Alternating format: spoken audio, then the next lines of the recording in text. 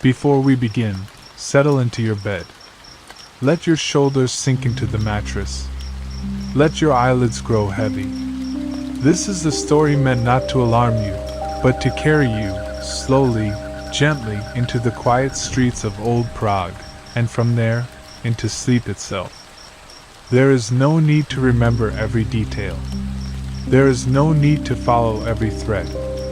Simply listen, and drift, and let the words wash over you like the soft ticking of a clock in a quiet room. Whenever you feel yourself slipping away, let go. Sleep is the destination. The story is only the road. Prague, in the late autumn of the year, was a city of shadows and light. The spires of its churches and cathedrals rose like fingers against the gray sky, pointing toward heaven with the quiet certainty of centuries. The river Vltava flowed through the city dark and slow, its surface reflecting the amber glow of windows and the distant flicker of candlelight. The streets were narrow and winding, paved with cobblestones that had been worn smooth by the footsteps of countless generations. The houses leaned toward one another, their walls covered in faded frescoes and ancient plaster, their roofs a patchwork of red tiles that had weathered many winters and many springs. Somewhere in the heart of the city, in a small alley near the old town square, there was a workshop. It was not a grand workshop, not the kind that attracted the attention of nobles or merchants seeking fine timepieces. It was a modest room, its windows small and dusty, its door worn and weathered by the passage of time. Inside, the air smelled of oil and brass and the particular, faintly metallic scent of old clockwork. Shelves lined the walls, filled with clocks of every size and shape, some ticking steadily, others silent, still others waiting patiently for hands that had long since grown too old to turn. And in the center of the room, bent over a small workbench, sat an old man. His name was Master Jan, and he had been making clocks for more than 40 years. Master Jan's hands were not beautiful. They were gnarled and stained with oil, the knuckles swollen from years of fine work, the fingers calloused and scarred by the sharp edges of brass and steel. But they were hands that knew time, hands that had assembled gears and springs and escapements countless times, hands that could feel the subtlest irregularity in a clock's movement. He did not think of his hands as special. They were simply the instruments of his craft, as natural to him as his breath or the beating of his own heart. On this particular evening, Master Jan was not working on a new clock. He was not repairing a broken one. He was simply sitting at his workbench, his hands resting on the worn surface, his eyes half closed, listening to the soft, steady rhythm of the clocks that filled his workshop. It was a sound he had grown accustomed to over the years, the ticking of dozens of clocks, each with its own rhythm, its own tempo, its own particular voice. Some were fast and lively, like the heartbeat of a young child. Others were slow and measured, like the breathing of an old man at rest. Together, they formed a quiet symphony, a background hum that had become as familiar to him as his own name. There was one clock in the workshop that Master Jan loved above all others. It was not the most beautiful clock, nor the most valuable, nor the most complicated. It was a small clock, no taller than his hand, with a simple wooden case and a face that had been painted by hands long since gone. It had belonged to his wife. She had given it to him many years ago, on a cold winter evening when the snow was falling thick and fast over the rooftops of Prague. She had wrapped it in a cloth and placed it in his hands without a word, and when he had unwrapped it, he had seen the small, careful inscription on its base. To Jan, who always has time, the clock had never stopped. Through all the years, through all the seasons, through the long nights and the quiet days, it had continued to tick, steady and faithful, a small, constant presence in the workshop that had become his home. Even now, after all these years, Master Jan found himself glancing at it from time to time, listening to its soft, steady rhythm, and feeling a small, quiet warmth in his chest. It was not a grand feeling, not the kind that made him weep or laugh or shout. It was simply a presence, a reminder that some things endure, even when everything else has changed. A soft knock at the workshop door broke Master Jan's reverie. He did not rise immediately. He was too old to rush, too accustomed to the slow rhythms of his days to be startled by a visitor. He simply waited a moment, listening, and then called out, "Come in." The door opened slowly, and a young woman stepped inside. Her name was Elena, and she had been Master Jan's apprentice for nearly 3 years. She was not a relation, nor a friend of the family, nor anyone with any particular connection to the clockmaker's craft. She had simply appeared at his door one day, asking if he needed help, and he had seen something in her eyes, a quiet determination, a hunger to learn, that had reminded him of himself, long ago. She was carrying a small basket of bread and cheese, which she set on the table near the window. "I thought you might be hungry," she said. "You forget to eat when you are working." Master Jan smiled, a slow, tired smile that reached his eyes. "I am not working," he said. "I am simply listening." "Listening to what?" "To the clocks. They speak to me, Elena. Each one has its own voice, its own story. All I have to do is listen."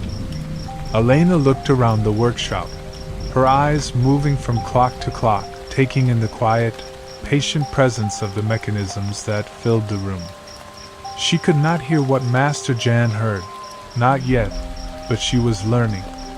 She was beginning to understand that there was more to clockmaking than gears and springs, more to time than the hands of a clock. Master Jan had not always been a clockmaker. He had been other things, in his younger years.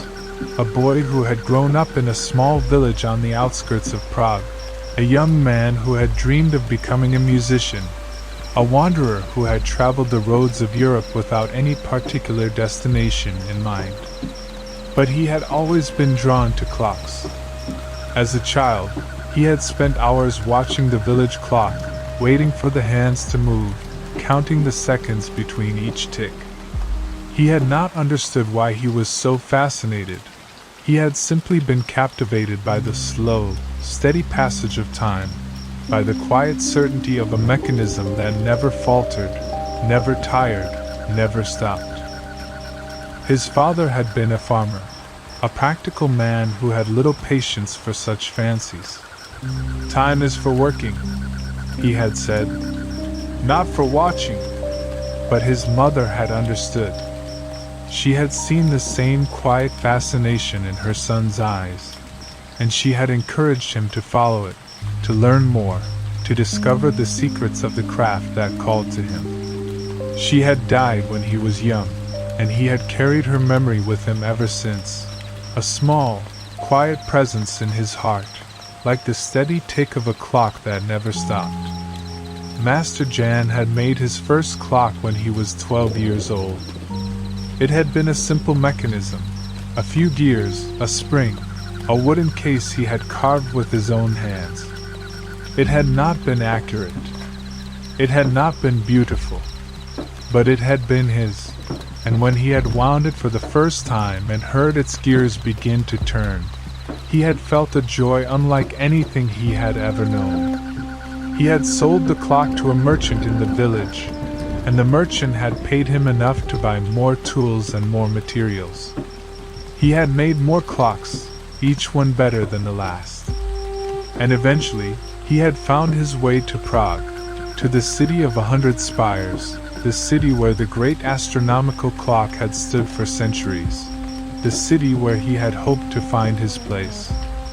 He had found it, in the end, not in the grand workshops of the city's finest clockmakers, but in a small alley near the old town square, in a modest room with a dusty window and a worn wooden floor.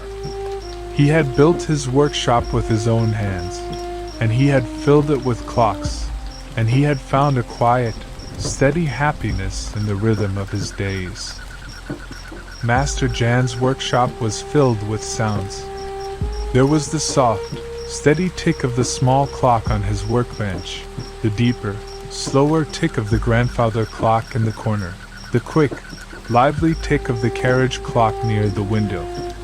There was the gentle whir of gears turning, the soft click of an escapement releasing, the occasional, almost imperceptible hum of a spring unwinding. These were not sounds that most people noticed. To the casual visitor, the workshop was silent, the clocks little more than ornaments.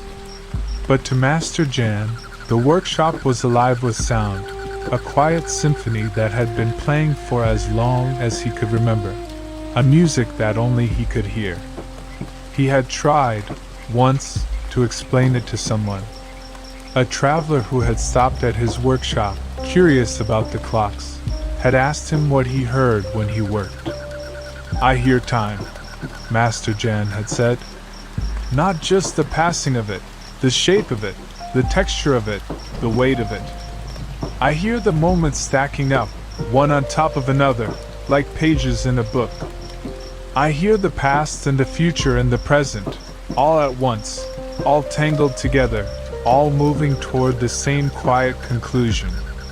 The traveler had looked at him with a mixture of confusion and wonder, and Master Jan had not tried to explain further. Some things, he knew, could not be explained, they could only be felt, only be experienced, only be understood by those who had learned to listen. One afternoon, Elena noticed something strange. The small clock on Master Jan's workbench, the one he loved above all others, had stopped. She pointed it out to him, her voice soft, careful, not wanting to disturb the quiet peace of the room. "Master Jan, your clock? It has stopped." Master Jan looked at the clock, and for a long moment he did not speak. His eyes traced its familiar lines, its worn wooden case, its faded paint. He listened to the silence where the ticking should have been. He felt something stir in his chest, not quite sadness, but something close to it. "I know," he said finally. "It stopped yesterday, just before sunset. I have not wound it since. May I wind it for you?" Elena asked. Master Jan shook his head slowly. "No, I will do it myself. I want to feel it, Elena.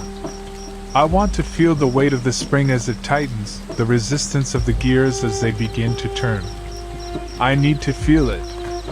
He rose from his stool, his movements slow and deliberate, and he crossed to the workbench where the small clock sat. His hands, which had been so steady for so many years, trembled slightly as he reached for the winding key. He inserted it carefully into the clock's back, and he began to turn it, slowly, patiently, feeling the resistance of the spring, feeling the small, quiet hum of the mechanism coming back to life. As the last turn of the key was complete, the clock began to tick again, soft, steady, faithful, as it had always been. Master Jan stood for a long moment, listening, and then he nodded, a small, satisfied smile on his lips. "It is good," he said. "It is good to hear it again." Elena had never understood, until that moment, what Master Jan meant when he said that clocks spoke to him. But as she watched him wind the small clock, as she listened to the soft, steady rhythm of its ticking, she thought she understood, at least a little. It was not that the clock was speaking in words. It was speaking in something deeper, in the patient, unhurried rhythm of time itself, in the quiet assurance that some things endure. She thought about her own life, the hurry and the noise, the endless rush of days that seemed to blur into one another, the feeling that time was always slipping away, always just out of reach. She had never thought of time as something to be savored, something to be listened to, something to be held in the hands and felt. But Master Jan had taught her otherwise. He had taught her that time was not an enemy to be fought, but a friend to be welcomed. He had taught her that the slowest moments were often the most precious, and that the quietest sounds were often the most meaningful. She did not know if she would ever be a clockmaker. She did not know if she would ever have the patience, the precision, the deep, abiding love for the craft that Master Jan possessed. But she knew that she was grateful for what he had taught her, and that she would carry it with her, wherever she went, for the rest of her life. Winter was coming to Prague. The days were growing shorter, the nights longer, and the cold was beginning to settle into the stones of the city, creeping through the cracks in the walls and the gaps in the windows. Master Jan had lit a fire in the small stove in the corner of his workshop, and its warmth was spreading slowly through the room, chasing away the chill. He sat by the stove, a cup of tea warming his hands, and he watched the flames dance and flicker through the small glass window. The clocks around him ticked their steady rhythms, each one a small, constant presence in the quiet room. Elena had gone home for the evening, and the workshop was quiet, the silence broken only by the ticking of the clocks and the soft crackle of the fire. Master Jan found himself thinking about the years that had passed, the years he had spent in this room, the years he had spent making clocks, the years he had spent learning to listen. He thought about his wife, and the small clock she had given him, and the inscription on its base. To Jan, who always has time. He had always had time. He had never been in a hurry, never rushed from one task to the next, never felt the frantic pressure of a life lived too fast. He had always had time, time to work, time to rest, time to listen, time to be. He was grateful for that. He was grateful for the life he had lived, for the clocks he had made, for the quiet, steady rhythm of his days. He was grateful for Elena, and for the lessons she was learning, and for the small, quiet joy of passing on his craft to someone who might carry it forward into the future. The first snow of winter arrived one morning, falling gently over the rooftops of Prague, covering the cobblestones in a soft white blanket. Master Jan stood at the window of his workshop, watching the snow fall, and he felt a small, quiet joy at the sight of it. He remembered the first snow of every winter, the way it seemed to transform the city, softening its edges, muffling its sounds, wrapping everything in a quiet, peaceful stillness. He had always loved the snow. It reminded him that even the busiest, noisiest city could be silenced, could be stilled, could be given a moment of rest. Elena arrived later that morning, her cheeks red from the cold, her coat dusted with snow. She carried a small bundle of firewood, which she set by the stove, and she stood beside Master Jan at the window, looking out at the snow-covered streets. "It is beautiful," she said softly. "It is," Master Jan agreed. "It is the city at its most peaceful, Elena. When the snow falls, everything slows down. People walk more carefully. They speak more softly. They take the time to notice the beauty around them." He turned from the window, his eyes meeting hers. "That is what I want you to learn," he said. "Not just how to make clocks, but how to see the world the way the snow sees it, slowly, gently, with patience and wonder." The snow continued to fall throughout the day, and by evening, Prague was transformed into a city of white and gray and shadow. The spires of the cathedral rose like pale fingers against the darkening sky, and the river Vltava flowed dark and silent beneath its blanket of falling snow. Master Jan had closed his workshop early, and he stood at the window, watching the snow gather on the rooftops and the cobblestones. He felt a quiet contentment settle over him, the particular peace that comes when the world slows down, when the noise and hurry of ordinary life are muffled by a soft, white silence. Elena had gone home, and he was alone with his clocks. They ticked their steady rhythms, each one a small, constant presence in the quiet room, and he found himself thinking about the great astronomical clock that stood in the old town square. The clock that had been ticking for centuries, the clock that was the heart of the city itself. He had not visited the astronomical clock in many years. He had been too busy with his own work, too absorbed in the small, quiet rhythms of his own life to make the journey across the city. But tonight, he felt a sudden, unexpected urge to see it, to stand beneath its ancient face, to hear its gears turning, to feel the weight of centuries pressing down on the present moment. The old town square was nearly empty when Master Jan arrived. The snow had stopped falling, and a thin layer of white covered the cobblestones, reflecting the soft glow of the lanterns that lined the square. The astronomical clock stood at the center of it all, its ancient face illuminated by the warm light of nearby lamps. Master Jan stood before it, his breath misting in the cold air, and he looked up at its intricate face. It was more than just a clock. It was a work of art, a masterpiece of engineering, a testament to the skill and patience of the men who had built it so many centuries ago. He had seen it many times before, but tonight it felt different. Tonight, it felt like a living thing, a presence that had watched over the city for generations, a silent witness to the passage of time. He thought about all the people who had stood in this same spot over the centuries, the merchants and the nobles, the travelers and the dreamers, the ordinary people who had come to the square to mark the hours, to celebrate the seasons, to feel the weight of time passing.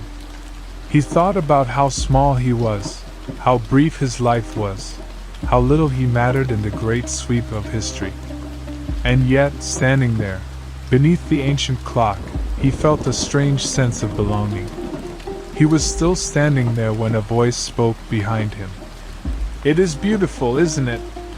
Master Jan turned, and he saw a young man standing nearby, his hands in his pockets, his face upturned toward the clock. He was not a familiar face. He was a stranger, someone who had come to the square for his own reasons, someone who had seen Master Jan standing there and decided to speak. "It is," Master Jan agreed. "I have seen it many times, but it never grows old." The young man nodded. "I am a traveler," he said. "I have come from Vienna, and I have seen many clocks in my travels. But this one is different. There is something about it that I cannot quite explain. Something that makes me feel small, but in a good way." Master Jan smiled. "I know what you mean. It is not just a clock. It is a reminder that we are part of something larger than ourselves."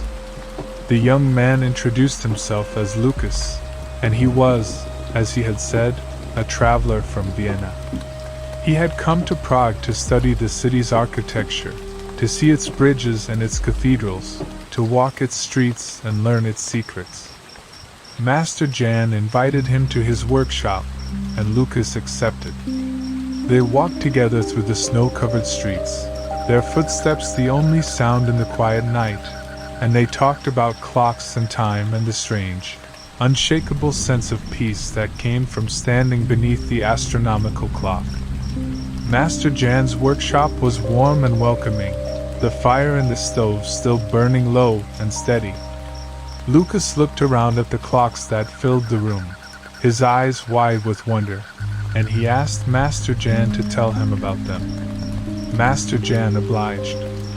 He told Lucas about the small clock on his workbench, the one his wife had given him, and he told him about the grandfather clock in the corner, and the carriage clock by the window. He told him about the years he had spent learning his craft, and the years he had spent teaching Elena, and the quiet, steady satisfaction of a life lived in the service of time. Lucas listened with the particular attention of someone who understood that some lessons are not taught in schools, but learned in the slow, patient hours of a workshop, in the steady tick of a clock, in the presence of someone who has learned to listen. Lucas stayed for several hours, and when he finally left, he thanked Master Jan for his kindness and his wisdom. "I will remember this night," he said. "I will remember your workshop, and your clocks, and the way you spoke about time. I think I understand, now, why people say that Prague is a city of magic. It is not the magic of spells or sorcery. It is the magic of presence, the magic of being here, now, in this moment, aware of the passage of time and yet not afraid of it." Master Jan nodded. "You are a wise young man," he said. "I hope you will visit Prague again." "I will," Lucas said. "I will." He walked away into the snow-covered night, and Master Jan watched him go, feeling a small, quiet warmth in his heart. He did not know if he would ever see Lucas again, but he knew that he had shared something precious with him, something that would stay with the young man, wherever his travels might take him. The days that followed were quiet and unhurried. The snow continued to fall, and the workshop grew colder, and Master Jan spent long hours by the stove, reading and thinking and listening to the steady rhythm of his clocks. Elena continued to visit, and they worked together on the clocks that needed repair, her hands learning the subtle movements of gears and springs, her mind absorbing the quiet patience of the craft. She was a good student, careful and attentive, willing to make mistakes and learn from them, willing to spend hours on a single task until she got it right. Master Jan watched her with a quiet, steady satisfaction. He had taught many apprentices over the years, but there was something different about Elena. She did not just want to learn the craft, she wanted to understand it, to feel it, to make it a part of herself. She wanted to become a clockmaker, not just in skill, but in spirit. He thought about his own youth, the years he had spent learning his craft, the mistakes he had made and the lessons he had learned. He had been fortunate to have good teachers, patient teachers, teachers who had understood that the most important lessons could not be taught in a single day. He hoped that he was that kind of teacher for Elena. He hoped that she would remember him, as he remembered his own teachers, and that she would carry the lessons he had taught her into the rest of her life. One afternoon, Master Jan received a letter. It was written on fine paper, with careful, elegant handwriting, and it bore the seal of the noble family he had once worked for many years ago. He opened it slowly, his hand steady despite the small flutter of anticipation in his chest, and he read the words that were written there. The letter was from the daughter of the nobleman, a woman named Anna, who had grown up with one of Master Jan's clocks in her room. She had loved that clock as a child, had listened to its ticking as she fell asleep, had learned to tell time by its hands. She had written to thank him for the clock, and for the memories it had given her, and for the quiet, steady presence it had been in her life. Master Jan read the letter several times, slowly, letting each word settle into the quiet space of his heart. He did not remember Anna.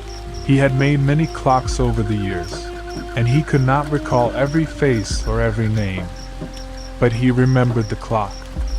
He remembered the care he had put into it, the hours he had spent making it perfect, the quiet satisfaction he had felt when it was finished and he had handed it to the nobleman. He had not thought about that clock in years. But now, reading Anna's letter, he felt a small, quiet joy, a sense that he had done something right, something that had mattered, something that had brought a small measure of peace to someone's life. Elena arrived later that afternoon, and Master Jan showed her the letter. She read it slowly, her eyes moving across the words with the same careful attention she brought to everything. Her father commissioned the clock for her 13th birthday, Master Jan explained. She was a shy girl, he said. She spent most of her time in her room, reading and dreaming. He hoped the clock would give her something to look forward to, something to mark the passing of the days. Elena looked up from the letter. And did it? I think so, Master Jan said. She says in the letter that the clock was her companion, her friend, the one thing that stayed constant when everything else seemed to change. Elena was silent for a long moment, and then she said, I think I understand, Master January. I think I understand why you love this work so much. Why is that? Because it is not just about making things. It is about making things that matter. Things that stay with people. Things that become part of their lives, part of their memories, part of who they are. Master Jan smiled, a slow, tired smile that reached his eyes. Yes, he said. That is exactly it. The winter deepened, and the days grew shorter and colder. Master Jan spent most of his time in his workshop, working on the clocks that needed his attention, teaching Elena the finer points of the craft, and thinking about the letter from Anna.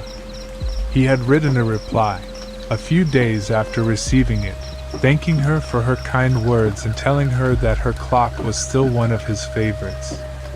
He had not heard back from her, and he did not expect to. Some things, he knew, were complete in themselves, and did not require a response. But the letter had stirred something in him, a sense of connection, a reminder of the long, slow arc of his life, the many clocks he had made and the many lives they had touched. He thought about all the people who had owned his clocks over the years, all the families who had wound them and listened to them and marked the passage of time by their ticking. He thought about the weddings and the births and the deaths that had been measured by his clocks. He thought about the small, quiet ways in which his work had become a part of the fabric of their lives. He did not think of himself as a great man. He was simply a clockmaker, a craftsman, a man who had spent his life doing what he loved. But he knew now that his work had mattered, that it had brought comfort and meaning to people he would never meet, people who would never know his name. One morning, Master Jan woke to find that the small clock on his workbench had stopped again. He rose slowly, his joints aching with the cold, and he crossed to the workbench to examine it. The clock was old, older than he was, older than his wife, older than the workshop itself. He had repaired it many times over the years, and he knew its mechanisms intimately.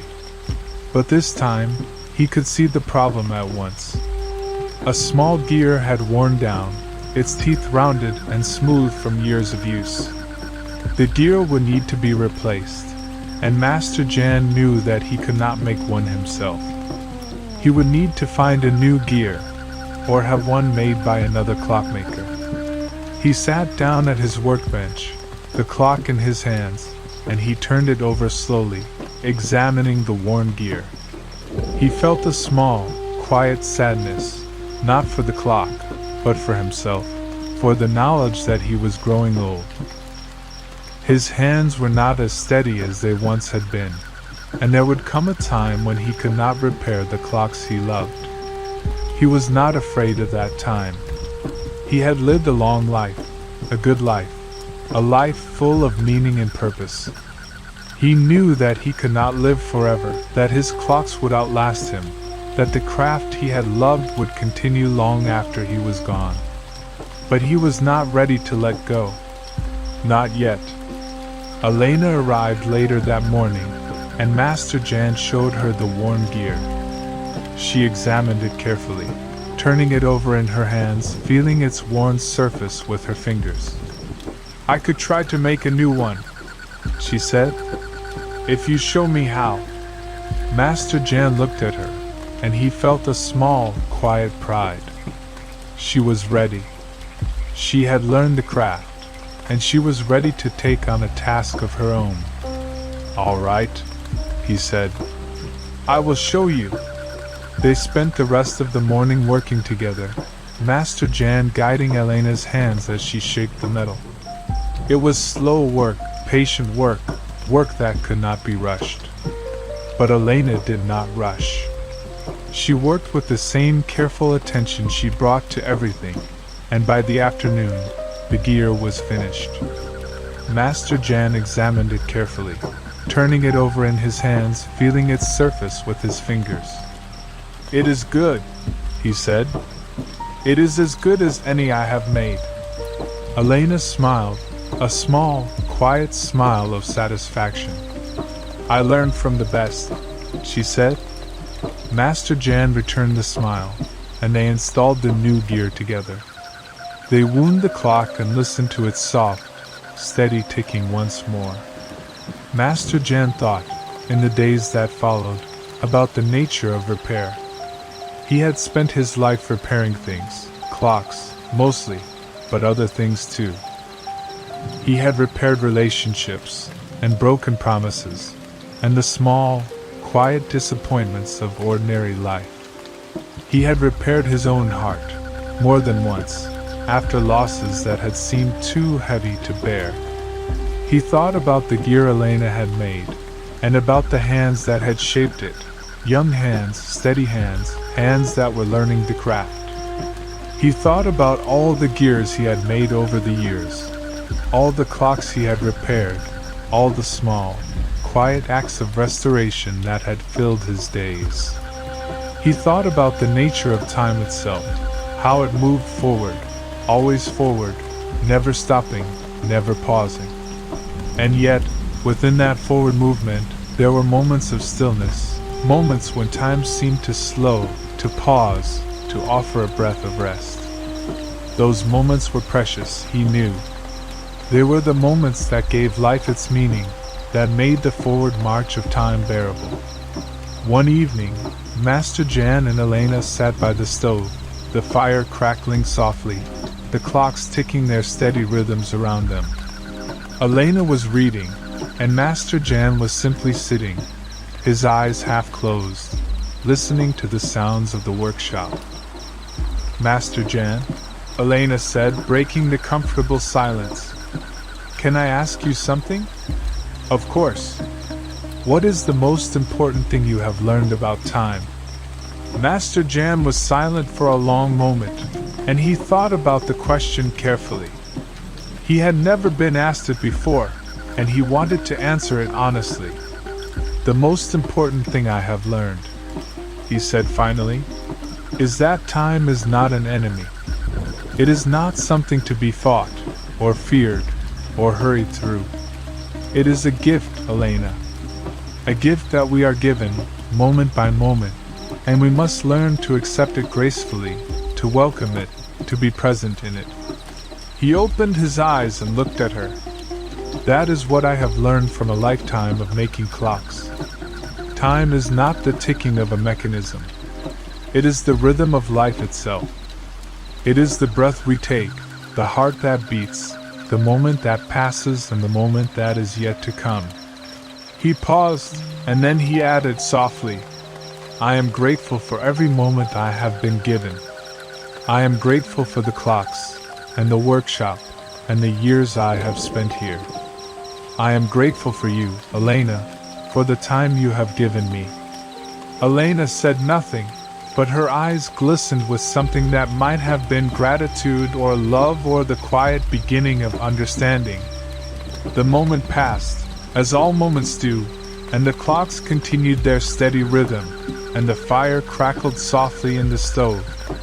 The winter passed, as winters always do, and spring came to Prague with its slow, gentle warmth.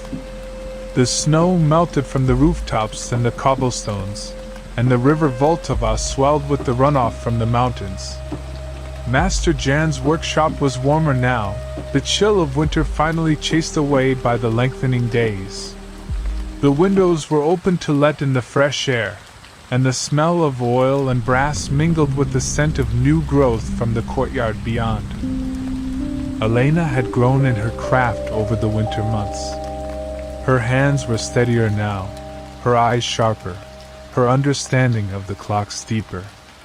She could repair most of the mechanisms that came to the workshop without guidance. Master Jan found himself, more and more often, simply watching her work, a quiet, steady pride filling his heart. One afternoon, as the sun began to set over the rooftops of Prague, a familiar figure appeared at the workshop door. It was Lucas, the traveler from Vienna, his face tanned from months on the road, his clothes dusty from travel. "I told you I would return," he said, smiling. Master Jan rose from his stool, his old joints aching, and he crossed the room to embrace the young man. "I did not know if you would," he said, "but I hoped." Lucas had traveled far in the months since his last visit. He had been to Vienna, and to Budapest, and to the small towns that dotted the countryside between them. He had seen many clocks and many clockmakers, and he had learned much from his travels. "I have been thinking about what you told me," Lucas said, as he settled onto a stool near the workbench. "About time being a gift, not an enemy. I have tried to carry that with me, to live my life more slowly, more patiently. It has not been easy. The world is always rushing, always demanding more, but I have tried." Master Jan nodded. "It is not easy," he agreed. "The world does not want us to slow down. But we must. We must find the moments of stillness, the moments of peace, the moments when we can simply be." He glanced at Elena, who was working on a small clock at the other end of the workbench, her hands steady and her focus deep. "I have learned much from teaching her," he said. "She has reminded me of the joy of learning, the joy of discovery. She has reminded me that every moment is an opportunity to grow." Lucas looked at Elena, and there was something in his eyes, a quiet recognition, a sense of connection, that Master Jan noticed but did not comment on. Some things, he knew, took time to unfold. The evening was warm, and the three of them sat together in the workshop, talking and sharing stories. Lucas spoke of his travels, of the people he had met, and the things he had seen. Elena spoke of her work, of the clocks she had repaired and the lessons she had learned. And Master Jan listened, as he always did, his eyes half closed, a small, quiet smile on his lips. He had not realized how much he had missed the company of others, the warmth of shared conversation. He had grown accustomed to his solitude over the years, and he had learned to find comfort in the silence of his workshop. But the presence of Elena and Lucas, the easy flow of words, the quiet laughter, it reminded him that he was not meant to be alone. Connection was as essential to life as breath itself. He thought about the years he had spent alone after his wife had died. He had not been lonely, exactly. He had been too busy for loneliness, too absorbed in his work to notice the emptiness of his days. But now, looking back, he realized that he had missed something, missed the warmth of another person's presence, missed the quiet comfort of shared silence. He was grateful that Elena had come into his life. He was grateful that Lucas had returned.